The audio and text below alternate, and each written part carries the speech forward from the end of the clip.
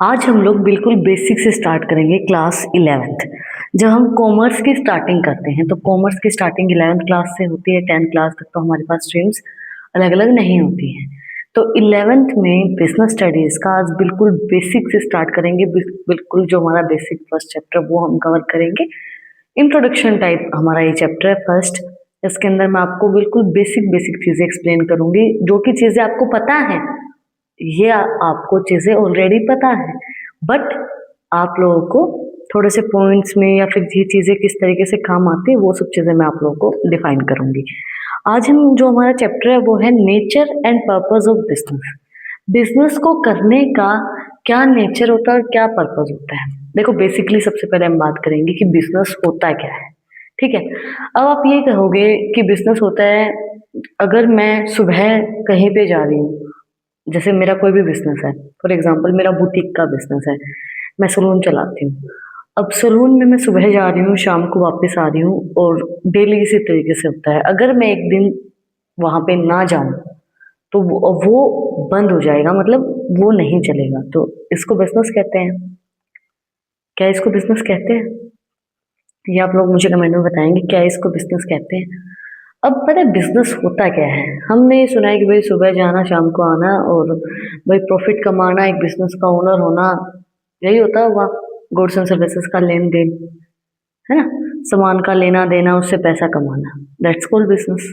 No, business का मतलब होता क्या है बेसिकली, अगर हम बात करें कि अगर कोई बिजनेस है, आपका चाहे किसी भी चीज का बिजनेस है, उसमें अगर आप एक हफ्ता भी नहीं जाते हैं और वो बिजनेस रन कर रहा है, दैट्स कॉल्ड बिजनेस, है ना। अगर आपको वहां पे डेली जाना पड़ रहा है, सुबह आप जा रहे हो, शाम को आप वापस आ रहे हो, रात को वापस आ रहे हो, मैं ये नहीं कह रही कि वहां डेली जाना जरूरी नहीं है, बट आपको वहां डेली जाना पड़ रहा है। अगर आप नहीं जा रहे हो तो वो बिजनेस बंद हो रहा है, मतलब उस दिन वो बिजनेस नहीं चल रहा है, तो that's not business, that's employment. आप वहां के एम्प्लॉय हो, क्योंकि एम्प्लॉय को डेली जाना पड़ता है ना, सुबह जाके शाम को आना, दैट्स एन एम्प्लॉय।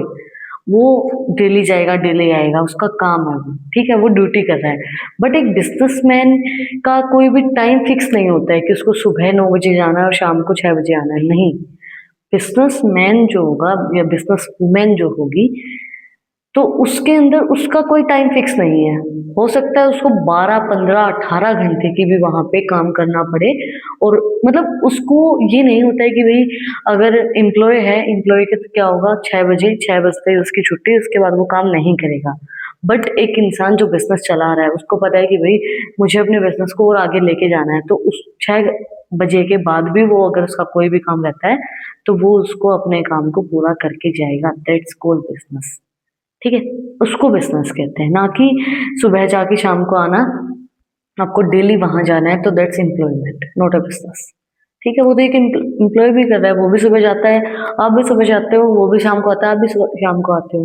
बिजनेस में ऐसा होना चाहिए कि अगर आप 2 दिन वहां नहीं भी जाते हो तो आपके employees, each and every staff वगैरह, वो सब लोग उस चीज को संभाल लें। ठीक है, ये बिजनेस होता है। In the world of class 11th business studies, this chapter serves as your foundation.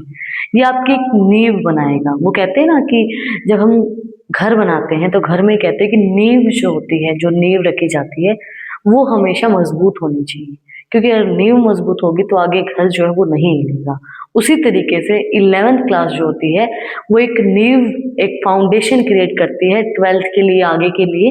अगर आपके बेसिक कॉन्सेप्ट ही क्लियर नहीं होंगे तो आप आगे, मतलब उन चीजों को कैरी फॉरवर्ड नहीं कर सकते हो। पहले आपके बेसिक कॉन्सेप्ट क्लियर होने चाहिए। This chapter serves as your foundation. It explain why people engage in work and how business differ from other ways of making a living.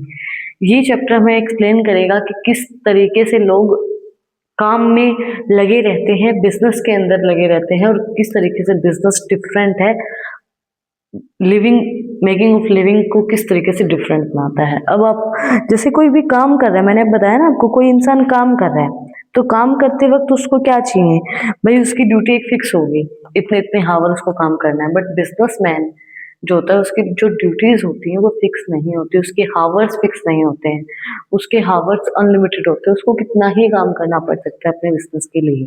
ठीक है, ये हमारा फाउंडेशन चैप्टर है, इसके बहुत ध्यान से करना।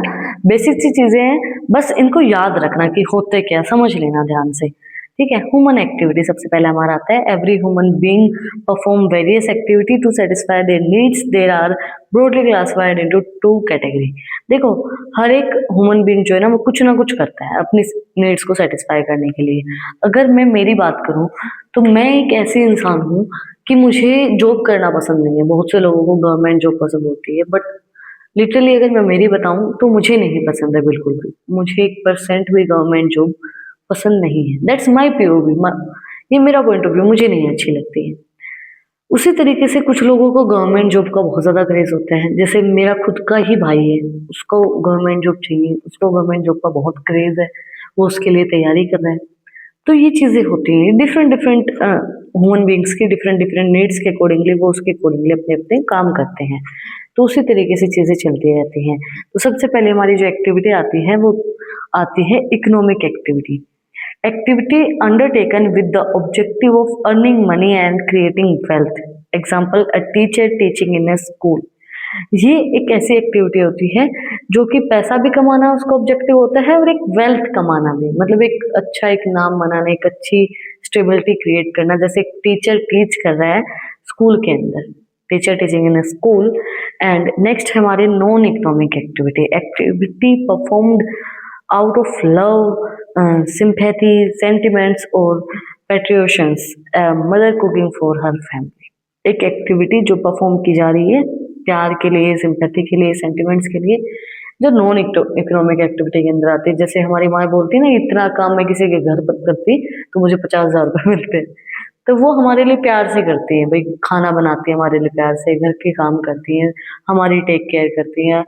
वो सब चीज़ें नॉन इकोनॉमिक एक्टिविटी के अंदर आती हैं। इकोनॉमिक एक्टिविटी जो आपकी वेल्थ को क्रिएट करने के लिए और आपको पैसा कमाने के लिए जो परफॉर्म की जाती है वो हमारी इकोनॉमिक एक्टिविटी में आती हैं। अब हम बात करते हैं concept and characteristics of business. Business का क्या कॉन्सेप्ट होता है और क्या उसकी कैरेक्टरिस्टिक्स होती हैं। ठीक है। Business is an economic activity. Business एक इकोनॉमिक एक्टिविटी होती है क्योंकि इसको प्रॉफिट कमाने के लिए काम किया जाता है। The regular production and distribution of goods and services. Regularly goods produce किए जा रहे हैं, डिस्ट्रीब्यूट किए जा रहे हैं, उसको बिजनेस बोलते हैं।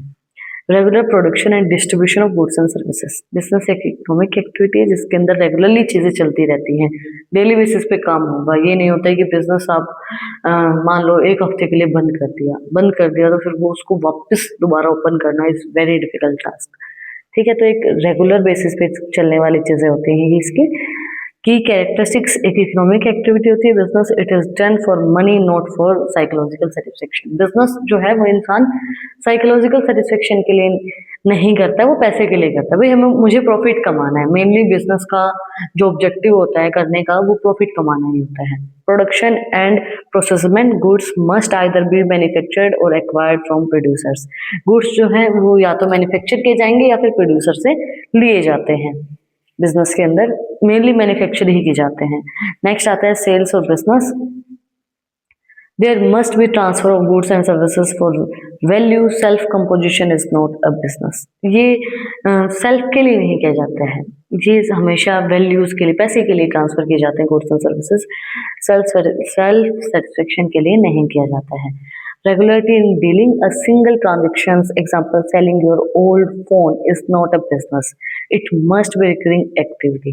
देखो ये रेगुलर चलता रहता है, ये नहीं कि भाई आपने आज आपका पुराना फोन बेच दिया तो आपने बिजनेस किया, या फिर हम जैसे बचपन में करते थे ना, हमारी किताबें बेच दी तो हम भी बिजनेसमैन है, हमने भी उससे पैसा कमाया। नहीं, वो एक रिकरिंग एक्टिविटी, मतलब साल में एक बार हो गया। हम अपने फोन को डेली तो नहीं बेचते हैं, कभी कभी 6 महीने में, 1 साल में, 2 साल में हम उसको सेल करते हैं, तो एक रिकरिंग एक्टिविटी होती है, तो उसको हम बिजनेस नहीं करते हैं। बिजनेस वही होती है जो रेगुलरली डीलिंग जिसके अंदर चलती रहती है। प्रॉफिट मोटिव होता है। The primary aim is to earn profit, to earn a profit. इसका प्राइमरी एम यही होता है कि मुझे पैसा कमाना है। जैसे अब मुझे बिजनेस करना है तो मेन मोटिव यही है कि मुझे अपने जो लिविंग स्टैंडर्ड है उसको इम्प्रूव करना है, मुझे पैसा कमाना है। Uncertainty of returns, there is no guarantee of the money of the amount of profit that will be earned। देखो अनसर्टेनिटी होती है रिटर्न की। बिजनेस के अंदर रिस्क होता है। आप कोई भी बिजनेस लगा लो, कोई भी किसी भी टाइप का बिजनेस है उसके अंदर रिस्क बहुत ज़्यादा होता है, क्योंकि अनसर्टेनिटी है, आपको पता नहीं है चलेगा नहीं चलेगा, कुछ भी हो सकता है। तो आप ये नहीं कह सकते कि मेरी अमाउंट वापस आ जाएगी जितनी मैंने लगाई है। हो सकता है उससे तिगनी चुगनी भी आ जाए, और हो सकता है आप लॉस में भी चली जाए। That must be depending on you. Element of risk, every business involves some possibility of losses. हर एक बिजनेस के अंदर पॉसिबिलिटी ऑफ लॉसेस होती हैं। ये नहीं होता कि बिजनेस भैया आपने कर लिया और आपका प्रॉफिट में ही चलेगा, है पॉसिबिलिटी रिस्क की, क्योंकि अब आपको पता नहीं है। आप पहली बार अगर बिजनेस को कर रहे हो तो आपको पता नहीं है कि क्या रिस्क हो सकता है, किस तरीके से आपको काम करना है, क्या चीज़ें नहीं करनी है, क्या करनी है, क्या चीज़ें बेनिफिट देंगी, क्या चीज़ें बेनिफिट नहीं देंगी। तो वो सब चीज़ें आपको जाननी पड़ेंगी। इसके बाद हमारा जो टॉपिक आता है वो आता है ऑब्जेक्टिव्स ऑफ बिजनेस। बिजनेस का क्या ऑब्जेक्टिव होता है? देखो, मेन ऑब्जेक्टिव तो बिजनेस का यही होता है कि प्रॉफिट अर्न करना, ठीक है, क्योंकि सबका ही मेन ऑब्जेक्टिव ये होता है कि भाई हमें प्रॉफिट अर्न करना है। While the profit is the main objective, a modern business are has multiple goal. देखो, वैसे तो प्रॉफिट मेन ऑब्जेक्टिव होता था, बट अभी जो मॉडर्न बिजनेस चल रहे हैं उसके बहुत से गोल हैं। उनके गोल क्या क्या है? सबसे पहला है हमारा market standing, craving out a position against competitor. आपको कंपटीटर से अपने पोजीशंस को अप करना पड़ेगा। अगर आपको अपने बिजनेस को अच्छे से रन करना है तो इनोवेशन करनी पड़ेगी, नए नए प्रोडक्ट्स, क्योंकि मार्केट में कंपटीशन बहुत ज़्यादा है। कंपटीशन बहुत ज़्यादा है तो आपको आप एक प्रोडक्ट पे स्टक होके नहीं रह सकते हो, आपको उसकी मार्केटिंग भी करनी पड़ेगी, आपको उसकी प्रमोशंस भी करवाने पड़ेंगे, डेवलपिंग न्यू प्रोडक्ट्स और a better way of doing things. आपको नए प्रोडक्ट्स भी डेवलप करने पड़ेंगे और आपको एक अच्छा और भी अच्छा तरीका ढूंढना पड़ेगा काम को करने के लिए। Then productivity, ensure the best use of resources. Ensure करो कि आपकी जो रिसोर्सेज हैं उनका बेस्ट यूज हो, इफेक्टिवली एफिशिएंट तरीके से उनको यूज किया जाए। Physical and financial resources, acquiring plant, machinery and funds. Physical और फाइनेंशियल रिसोर्सेज की नीड होती है इसके अंदर, मतलब प्लांट्स, मशीनरी, फंड्स, आपको हर एक चीज की जरूरत होगी। इसके बाद अर्निंग प्रॉफिट, ये भी मेन ऑब्जेक्टिव में ही आता है, ritual for survival, growth and reward for risk taking. देखो, आपको रिस्क लेना है तो आपके पास अगर प्रॉफिट आ रहा है तभी तो आप ले पाएंगे ना। तो प्रॉफिट इज मस्ट, और आपके बिजनेस को सर्वाइव करने के लिए, उसको ग्रो करने के लिए प्रॉफिट जरूरी है। Social responsibility is also contributing back to society, example providing employment, protecting the environment. आपको सोसाइटी को भी जो है कंट्रीब्यूट करना पड़ेगा, जैसे एम्प्लॉयमेंट प्रोवाइड करवा दो। बिजनेस होगा तो कम से कम 50 लोग तो वहां काम करेंगे, तो वहां पे 50 लोगों को एम्प्लॉयमेंट मिलेगा, एक अच्छा उनको लिविंग स्टैंडर्ड मिलेगा। और इस तरीके से काम करो कि जो बिजनेस जो है वो आपके जो भी हमारा इन्वायरमेंट है उसको हार्म ना करे, प्रोटेक्ट करे इन्वायरमेंट को, ठीक है। इसके बाद जो हमारा आता है टॉपिक वो आता है classification of business activity. Business activities को किस किस वे में क्लासिफाई किया गया है? Business activities are broadly divided into two category. दो कैटेगरीज के अंदर बिजनेस एक्टिविटीज को डिवाइड किया गया है। पहले हमारी इंडस्ट्री, देन कॉमर्स। सबसे पहले इंडस्ट्री क्या होती है? Refers to economic activity concern with the conversion of resources into useful thing. Industry क्या होती है? इंडस्ट्री के अंदर एक इकोनॉमिक एक्टिविटीज परफॉर्म की जाती है जहाँ पे जो रिसोर्सेज होते हैं, हमारे रॉ मटेरियल जो होते हैं, उसको एक यूजफुल थिंग में कन्वर्ट किया जाता है। इंडस्ट्रीज वही होती है जहाँ पे यूजफुल थिंग्स बनाई जाती हैं। प्राइमरी इंडस्ट्री सबसे पहले हमारी आती है, उसके अंदर क्या होता है? Extracting of natural resources. यहाँ पे फार्मिंग होती है, माइनिंग होती है, फिशिंग की जाती है प्राइमरी इंडस्ट्री के अंदर। और जो हमारी सेकेंडरी इंडस्ट्री होती है उसके अंदर क्या होता है? प्रोसेसिंग होती है मटेरियल की, जैसे स्टील प्लांट या फिर कंस्ट्रक्शन जो होती है ना, to produce goods for final consumption. Final consumption के लिए गुड्स जो है वो प्रोड्यूस किए जाते हैं। टेरिटरी इंडस्ट्री के अंदर क्या होता है? Providing sport services to primary and secondary. ये स्पोर्ट प्रोवाइड करवाती है प्राइमरी और सेकेंडरी को, मतलब कि ट्रांसपोर्ट का जो फंक्शन होता है वो परफॉर्म करती है, या फिर बैंकिंग या फिर इंश्योरेंस करवाना। इंश्योरेंस भी बहुत ज़्यादा जरूरी है।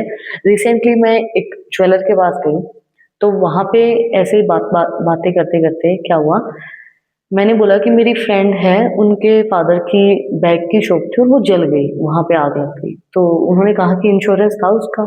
मैंने कहा कि मुझे तो नहीं पता, शायद होगा।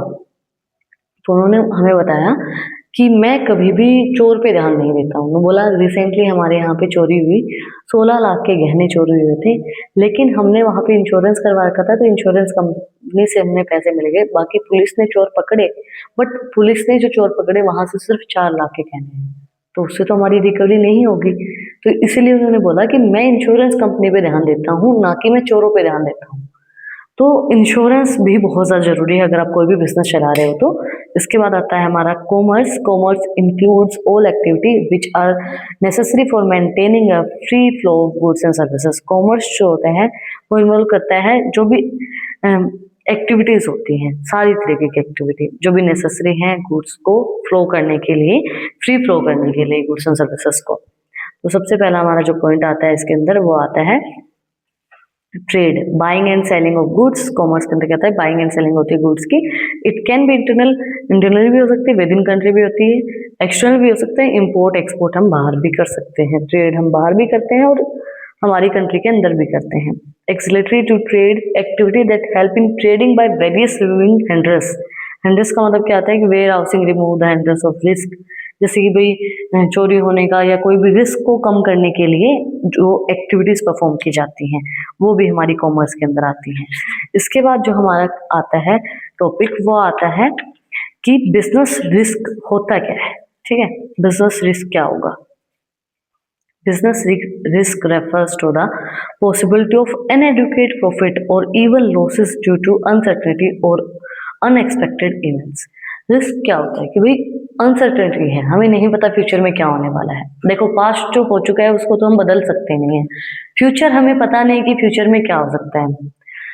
तो बिजनेस के अंदर क्या होता है कि कोई भी अनएक्वेट प्रॉफिट भी हो सकता है, कि ये नहीं है कि आपको रिस्क ही होगा आगे जाके या लॉसेस ही होंगे, प्रॉफिट भी हो सकता है, लॉस भी हो सकते हैं। तो उन अनसर्टेनिटी को देखने के लिए, अनएक्सपेक्टेड इवेंट्स को जो होते हैं वो हमारे जो होते हैं वो होते हैं बिजनेस रिस्क। अब पता है क्या होता है, मैं एक चीज परसों एक चीज में फील कर रही थी जो मैं अभी आपको बताती हूँ। वो क्या थी कि मैं एक लड़की से मिली, तो होता क्या है कि आजकल जो बच्चे हैं वो या तो पास्ट में जी रहे हैं या फिर फ्यूचर में जी रहे हैं।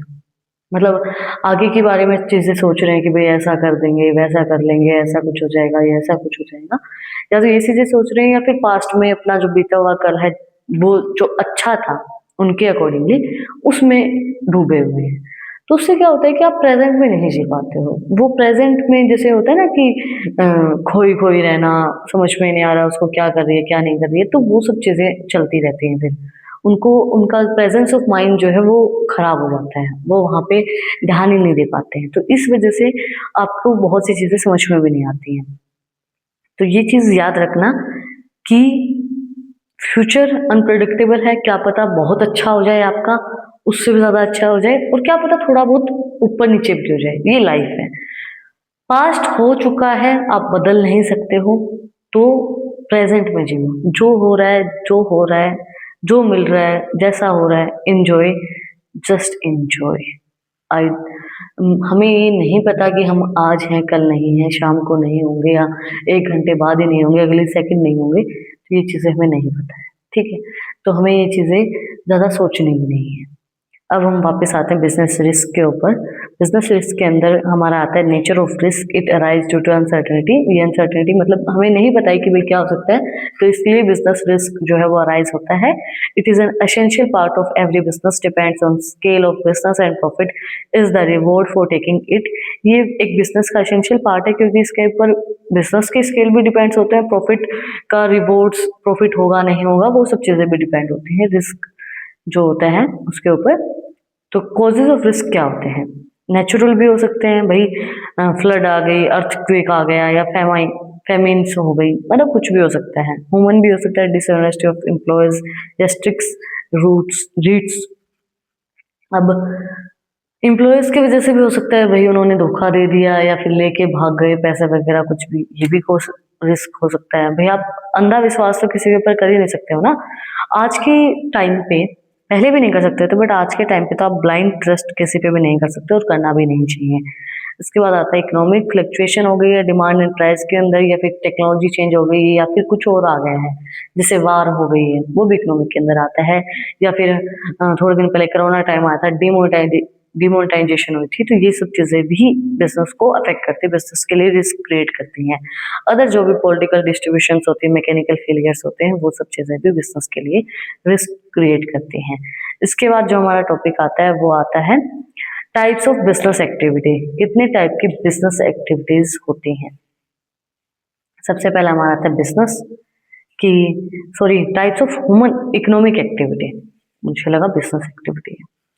टाइप्स ऑफ इकोनॉमिक एक्टिविटी के अंदर सबसे पहले आता है हमारा बिजनेस, प्रोडक्शन और purchase and sale of goods and services on a regular basis to earn profit. देखो, प्रोडक्शन करना या परचेज करना गुड्स एंड सर्विस का रेगुलर बेसिस पे प्रॉफिट अर्न करने के लिए वो हमारा बिजनेस होता है।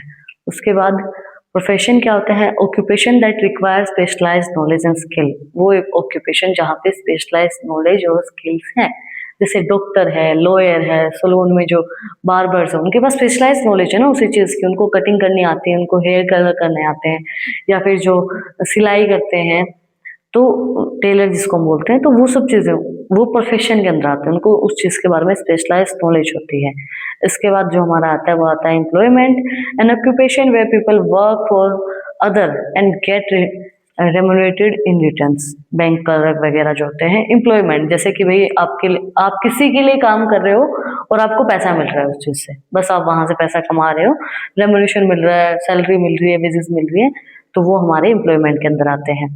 इसके बाद हमारा जो टॉपिक आता है लास्ट बट नॉट लीस्ट, वो आता है स्टार्टिंग अ बिजनेस। अब आपको बिजनेस स्टार्ट करना, हमने बिजनेस समझ लिया, ठीक है, अब हम बिजनेस को स्टार्ट कर रहे हैं। Before jumping in, an entrepreneur must consider. अगर कोई भी एंटरप्रेन्योर बिजनेस में जंप कर रहा है तो उसको क्या क्या चीज़ें कंसिडर करनी चाहिए? सबसे पहले वो क्या करेगा?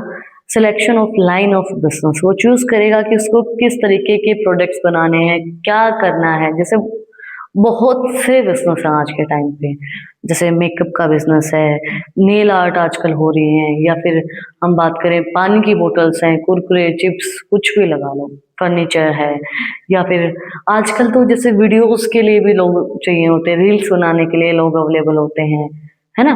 बहुत सी सर्विसेज आपको आजकल प्रोवाइड करवाई जा रही है, तो आपको चूज करना है कि किस टाइप का प्रोडक्ट या फिर सर्विसेज आप प्रोवाइड करवाएंगे। इसके बाद साइज ऑफ फर्म आपकी क्या रहेगी? डिसाइडिंग बिटवीन स्मॉल स्केल और लार्ज स्केल। आप कितनी बड़ी फर्म बना रहे हो, छोटी फर्म बना रहे हो, कितने लोगों को इन्वॉल्व करोगे, वो चीजें आप डिसाइड करोगे। इसके बाद क्या करेंगे? Choose of forms of ownership. आप फॉर्म्स ऑफ ओनरशिप को चूज करोगे। सोल प्रोप्राइटर मतलब आप अकेले बिजनेस को चलाओगे, पार्टनरशिप में चलाओगे, कंपनी बनाओगे, क्या करोगे, जॉइंट वेंचर चलाओगे, क्या करोगे। ये जो फॉर्म्स ऑफ ओनरशिप है, choice of forms of ownership, sole proprietorship, partnership, company, इनको डिटेल में हम अपने नेक्स्ट चैप्टर में समझेंगे। सेकंड चैप्टर हमारा इसी के ऊपर है। इसके बाद आती है location, availability of raw material, labour and power. अब आपके पास लेबर, पावर और जो रॉ मटेरियल है वो अवेलेबल है या नहीं है जिस लोकेशन पे आप बिजनेस कर रहे हो।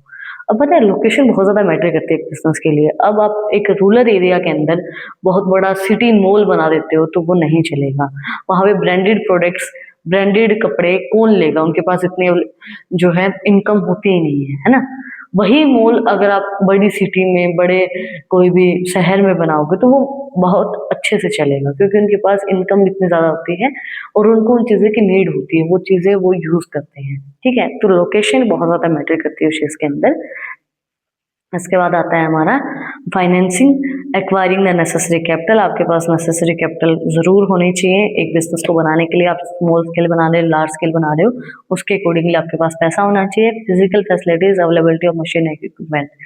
आपके पास फिजिकल फैसिलिटीज भी होनी चाहिए, जो भी मशीन इक्विपमेंट जिनकी भी आपको नीड है वो सब चीज़ें आपके पास अवेलेबल होनी चाहिए, तभी आप अपने बिजनेस को अच्छे से चला पाओगे। अगर आपके पास फंड्स अवेलेबल नहीं है, आपके पास मशीनरीज नहीं है, तब आप अपने बिजनेस को किस तरीके से चला पाओगे? नहीं चला पाओगे। तो आपको एक इंसान को या कोई भी ह्यूमन बीइंग है वो अगर एक एंटरप्रेन्योर बनना चाहता है, एक नए बिजनेस को चलाना चाहता है, तो उसको यही चीज़ें कंसिडर करनी पड़ेंगी, यही चीज़ों को उनको ध्यान रखना पड़ेगा। और भी चीज़ें हैं जिनका उनको ध्यान रखना पड़ेगा, जैसे मार्केट में क्या चल रहा है, किस तरीके की डिमांड चल रही है, किस तरीके के लोग, मतलब क्या लोग पसंद कर रहे हैं, क्या सब चीज़ें, वो सब चीज़ें कंसिडर करके उसकी मार्केटिंग किस तरीके से की जाएगी, सोशल मीडिया मार्केटिंग किस तरीके से होगी, वो सब चीज़ें भी कंसिडर की जाती हैं। बहुत से फैक्टर्स होते हैं उन चीज़ों को समझने के लिए, बट मेनली जो बेसिक पॉइंट्स थे वो मैंने आपको एक्सप्लेन कर दिए हैं, ठीक है।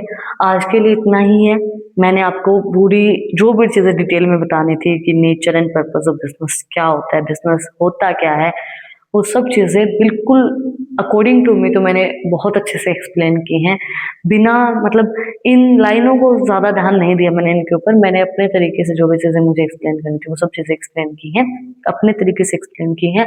अगर आपको कुछ भी डाउट है, कुछ भी पूछना है तो कमेंट में आप मुझसे पूछ सकते हैं। इन टॉपिक्स की पीडीएफ चाहिए तो टेलीग्राम चैनल का लिंक भी डिस्क्रिप्शन में है, वहाँ पे जाकर मुझे फॉलो कर सकते हैं। और भी इंटरेस्टिंग रील्स को देखने के लिए इंस्टाग्राम चैनल का लिंक भी डिस्क्रिप्शन में है, वहाँ पर जाकर मुझे फॉलो कर सकते हैं। प्लीज़ नेक्स्ट वीडियो देखने के लिए अभी चैनल को सब्सक्राइब करें, बेल आइकन प्रेस करें। फिर मिलते हैं एक नए वीडियो के साथ, नए टॉपिक के साथ। Like share subscribe. Thank you for watching my video and enjoy your life. Shri Radhe Radhe.